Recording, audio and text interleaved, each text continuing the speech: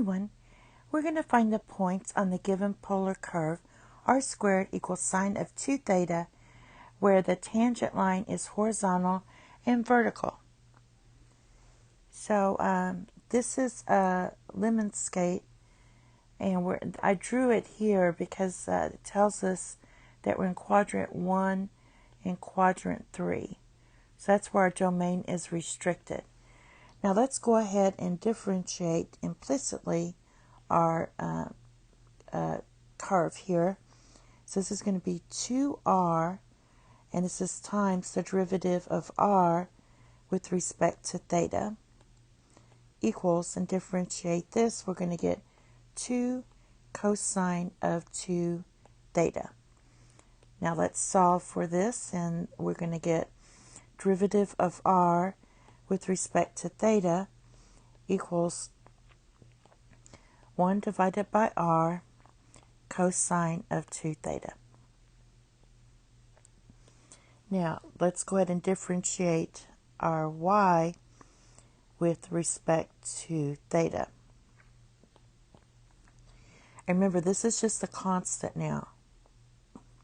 So we're going to have 1 divided by r times cosine of 2 theta times sine of theta.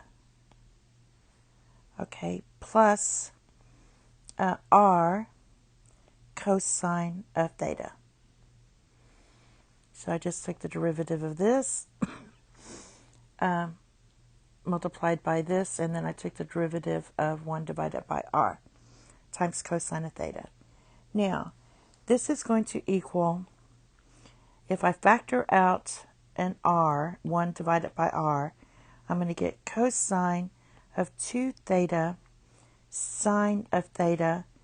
And since I'm factoring out a 1 divided by r because of this r, I'm going to have to write this as r squared cosine of theta. Now what we can do is go ahead and substitute in our r squared. Our r squared is sine of 2 theta. So we're going to get 1 divided by r, and this is going to be cosine of 2 theta sine of theta plus sine of 2 theta cosine of theta. Now this equals, this part here equals sine of 3 theta. So what we have is equals 1 divided by r sine of 3 theta. Now let's set this to 0.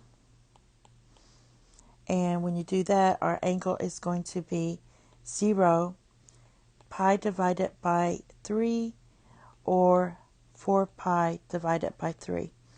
Again, I'm not using anything in quadrant 2 or quadrant 4. So I'm only restricting my domain from quadrant 1 and quadrant 3. We're not using these two. All right, since we have that, we can substitute back in. And remember, r equals square root of sine of 2 theta. Or you can do plus and minus if you want. All right, so basically we're going to get at pi divided by 3. You substitute that in, you're going to get the 4th root of square root of 3 divided by 4. And the same thing happens with 4 pi divided by 3. Substitute that in. So you have these 4th root, you have these double square roots of 3 divided by 4. And of course at 0, we're just going to get 0, 0. Now, similarly for the vertical tangent, we're going to have derivative of x with respect to theta. It's just going to equal 1 divided by r cosine of theta equals 0. Remember, this is just a constant, so you can divide both sides by, this is 3 theta, sorry. You can divide both sides by 1 divided by r and still get cosine of 3 theta equals 0.